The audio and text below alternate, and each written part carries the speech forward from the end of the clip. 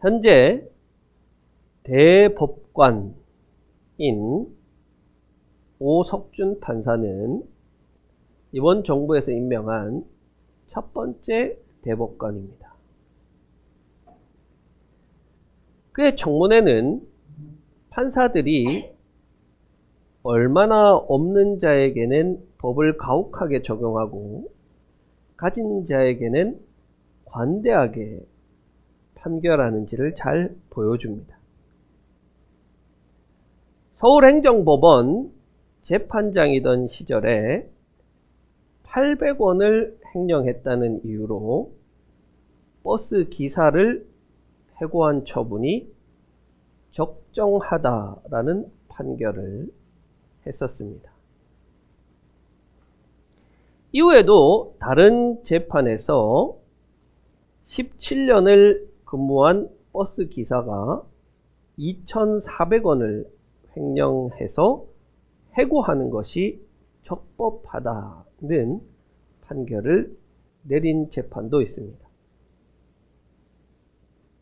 그런데 또 다른 재판에서는 변호사로부터 접대를 받았다가 면직이 된 검사가 징계를 취소해달라고 낸 소송에서 그 처분이 지나치게 가혹하다며 징계를 취소하라는 판결을 내렸습니다.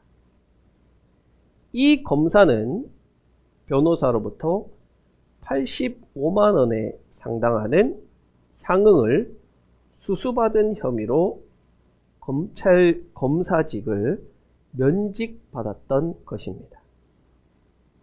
그러나 이 판사는 그 판결이, 그 징계가 너무 가혹하다고 취소하라고 판결을 내렸습니다. 여러분 어떻습니까?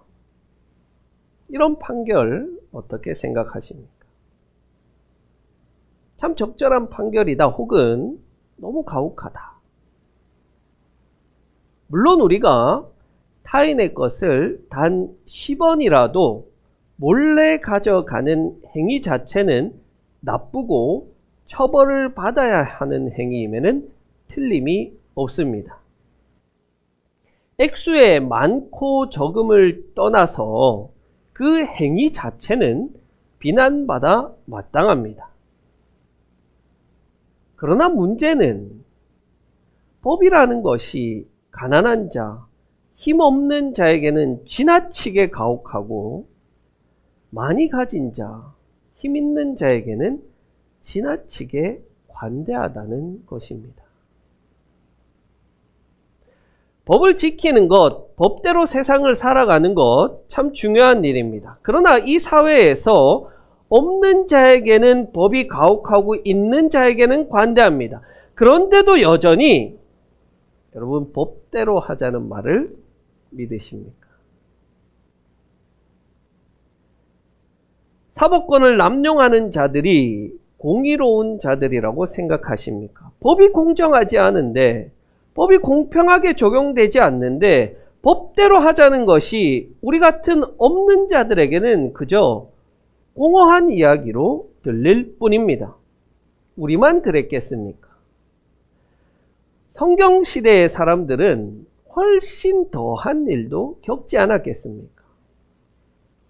그래서 하나님께서는 가난한 자를 돕고 배려하는 만큼 중요하게 생각하는 것이 공의, 정의입니다. 하나님께서는 실질적으로 가난한 자들에게 필요한 것은 배려가 아니라 공의로운 재판이라고 말씀하십니다. 오늘 본문은 그것을 하나님의 마음을 아주 잘 보여줍니다. 15절입니다. 재판할 때에는 공정하지 못한 재판을 해서는 안 된다. 가난한 사람이라고 하여서 두둔하거나 세력이 있는 사람이라고 해서 편들어서는 안 된다. 여러분, 가난한 사람은 좀 편들어 줘라. 하나님이 이렇게 말할 만도 한데 그렇게 말씀하시지 않으세요? 가난하다고 두둔하지 말래요.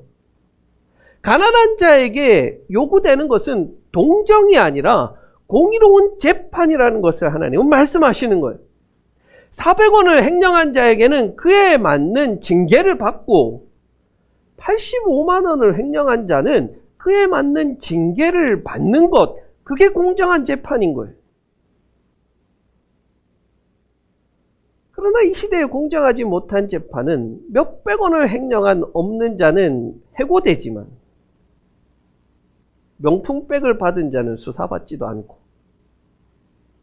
큰 돈을 횡령한 정치인들은 불체포 특권이라는 그 뒤에 숨어서 그 법이 보호해 줍니다. 없는 자에게 특혜를 달라는 게 아닙니다. 가난한 자를 우선하라는 것이 아닙니다. 만인이 법 앞에 평등하게 재판하는 것, 그것을 하나님은 거룩이라고 말씀하세요. 그런데 문제는 뭐냐면 이 거룩을 세우는 공의와 정의로운 재판을 할 수 있는 자들은 우리처럼 약한 자들, 없는 자들, 가지지 못한 자들이 아니라는 점입니다.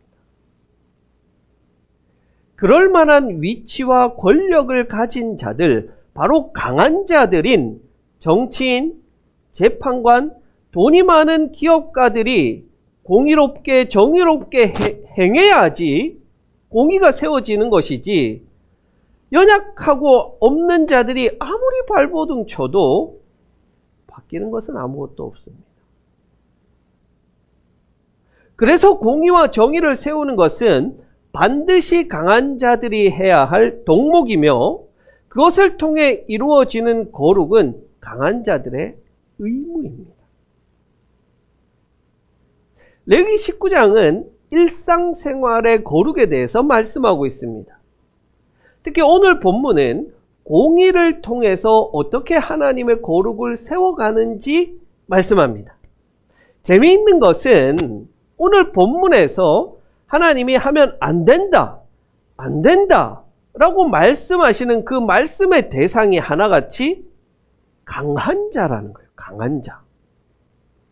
13절에서 이웃을 억누르거나 빼앗을 수 있는 권력과 힘을 가진 자, 그렇게 해서는 안 된다. 품꾼을 부릴 수 있는 부요한 자, 그렇게 해서는 안 된다.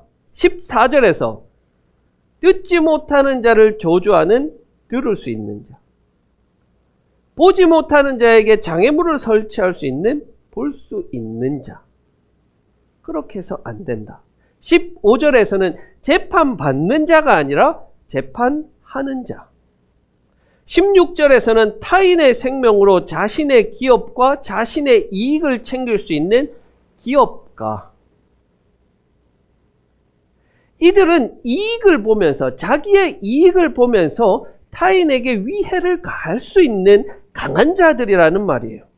이런 강한 자들이 공의롭게 행동하고 정의롭게 행동해야지 공의가 세워질 수 있다는 거예요. 재판을 받는 자, 임금을 받는 자, 빼앗기는 자가 어떻게 그들을 상대로 공의를 세울 수 있겠습니까? 법치사회라고 하는 지금보다 훨씬 정부의 힘이 약했던 성경시대에는 약자들이 오늘날보다 얼마나 더 큰 억압과 피해를 받았겠습니까? 그래서 하나님은 율법에 눈에는 눈, 이에는 이라는 원리를 주셨습니다. 여러분, 그 말은 네가 받은 만큼 복수해줘라, 이게 아니에요. 그 시대적 상황을 한번 생각해 보자면, 누구에게 주시는 법이냐면 강한 자에게 주시는 법이에요. 노예가 일을 하다가 실수로 주인의 발을 찍었다고 생각해 봅시다. 꽃갱이질을 하다가 주인의 발을 찍었어요. 그럼 이 노예 어떻게 되는 거예요? 죽어야죠. 죽는 거예요. 그렇다고 해서 주인이 이 노예를 죽인다고 그게 잘못됐어 라고 말할 수 없는 사회죠. 그러나 하나님 입장에서는 그게 공의가 아니라는 말이에요. 발가락을 다쳤어? 그러면 그 노예에게 발가락을 손상하는 것 정도로 끝내라는 거예요. 복수의 한계를 정하신 거예요. 누가 더 큰 피해를 보겠습니까? 약한 자입니까? 노예입니까? 주인입니까? 당연히 약한 자들이죠. 그들을 보호하는 법을 하나님이 주셨다는 것은 그렇게 모두가 다 하나님의 백성인 사회임에도 불구하고 약자가 강자에게 훨씬 더 많은 피해를 보고 있다는 것을 보여주는 방증입니다. 이처럼 어느 사회든 약한 자는 항상 법의 보호를 받기가 어렵고 더 큰 피해만 보아야 했습니다. 그럼 모든 상황을 하나님은 불의하다고 보시고 적어도 각 사람이 행한 대로 행한 만큼의 책임을 져야 하는 것이 공이다. 그렇게 말씀하셨습니다. 가난한 자들이, 힘없는 자들이, 약한 자들이 아무리 법 앞에 호소해도, 평등하다는 것을 호소해도 그것이 이루어지지 않습니다. 그래서 힘있는 자, 강한 자가 법 앞에 평등하고 공의로운 사회를 만들기 위해서 노력해야 한다는 말이에요. 그게 하나님이 원하시는 거룩입니다. 저는 참으로 그런 것이 하나님이 원하시는 것이라고 확신합니다. 그 사람이 한 만큼 보상받는 사회, 그게 하나님 나라라고 저는 생각해요.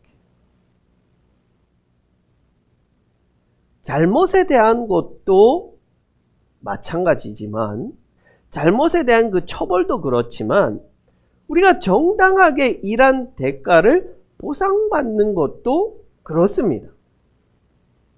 누구나 자기가 수고한 만큼, 수고한 노력한 만큼의 보상이 주어지는 사회, 노동자에게 그 수고한 만큼의 정당한 대가가 돌아가는 사회, 농부들이 수고하고 땀 흘려서 지은 사과 하나가 10,000원에 팔릴 때 그것이 농부의 주머니로 9,000원은 들어가야 되지 않겠습니까?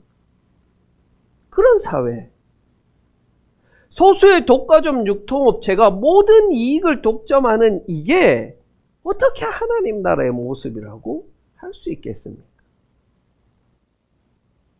이처럼 수고하고 노력한 만큼 보상을 받고 처벌도 그 행위의 경중대로 처벌받는 그 사회가 하나님 나라인 거예요. 여러분, 이게 대단한 겁니까? 이게 너무나도 높은 이상적인, 우리가 만들어갈 수 없는 그런 사회입니까? 하나님의 공의라는 것이, 하나님의 거룩이라는 것이 정말 높은 차원의 어떤 우리가 감히 상상할 수 없는 그런 훌륭한 자들만 모여있는 그런 사회가 하나님 나라입니까? 만약 정말 이 세상에 하나님 나라가 세워진다면 그것은 전혀 다른 천사와 같은 그런 사람들이 모여 사는 그런 세상은 아닐 거예요. 공이라는 것은 정말 상식적이고 누구나가 인정할 만한 그런 보편타당한 것들 아니에요? 오늘 말씀에 보니까 이게 대단한 게 아니라는 거예요. 그런데 안타깝게도 이 사회뿐만 아니라 이 지구라는 세상 어느 나라 가더라도 그 상식적인 것이, 그 상식적인 공의조차 이루어지지 않는 사회고, 그것을 이뤄가야 할 그리스도인들도 하나님의 공의에 관심이 없거나 불의를 조장하는 일에 동참하고 있다는 것이 참으로 안타까운 일이에요. 적어도 강한 자가 약한 자에게 상식적인 수준의 행동을 할 수만 있다면 그 사회는 얼마든지 거룩한 사회가 될 수 있습니다. 그게 뭐냐면요, 13절에 보니까 통꾼을 쓰면 품삯을 미루지 말고 주라는 거예요. 그 말은 없는 데 있는 걸 주라, 없는 데 만들어서 주라는 게 아니라 있는데 왜 안 주냐는 거예요. 14절에서 듣지 못한다고 저주하고 보지 못한다고 넘어뜨리지 말라는 거예요. 15절에서 재판할 때는 공정하게 하라는 거예요. 직업 보지 말고, 재산 보지 말고, 어떤 사람인지 보지 말고, 그 죄의 경중대로 처벌하라는 거예요. 16절에서 기업가가 기업을 운영할 때 직원들의 안전을 보장해 주라는 거예요. 중대재해처벌법. 17절에서는 이웃이 잘못된 길로 갈 때는 잘 타일러서 하나님 나라로 같이 가라는 거예요. 이거 너무 상식적인 거잖아요. 그렇죠? 굳이 성경에 기록되지 않고 세상 사람 누가 말하더라도 누구나가 다 인정하고 수긍할 만한 그런 이상하지 않은 거예요. 놀랍게도 하나님은 어떤 수준 높은 영성이 거룩하다라고 말씀하시는 것이 아니라 이처럼 지극히 상식적인 공의를 행하는 것만으로도 하나님의 공의, 하나님의 거룩을 행할 수 있다라고 말씀하세요. 그래서 저는 참으로 이 사회가, 우리나라가 이런 세상이 되기를 바랍니다. 우리 앞선 세대들은 이런 세상을 살지 못했지만 적어도 우리 다음 세대들은 이런 공의로운 세상 속에 살아가기를 소원합니다. 기업가들은 노동자에게 주어야 할 마땅할 것들을 올바르게 지급해야 합니다. 또한 노동자들이 안전하게 일할 수 있는 일터를 만들어줘야 돼요. 재판관들은 눈을 가리고 오로지 공정하게 재판을 해야 합니다. 사회적 약자들이 멸시받고 소외되어서는 안 됩니다.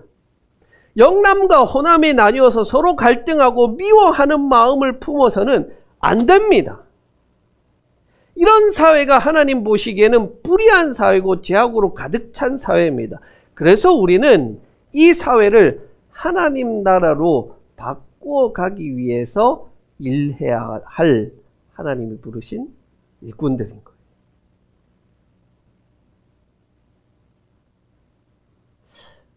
그런데 앞서 이야기했지만 여러분, 우리는 그런 위치에 있는 자들이 아니잖아요. 재판관이 아니고 정치인도 아니고 기업가도 아닙니다. 우리같이 힘없는 자들이 무엇을 바꾸고 무엇을 할 수 있을까? 투표해야 됩니다. 특히 국회의원을 뽑는 이 선거는 굉장히 중요합니다. 국회의원들은 법을 만들기 때문에 그렇습니다.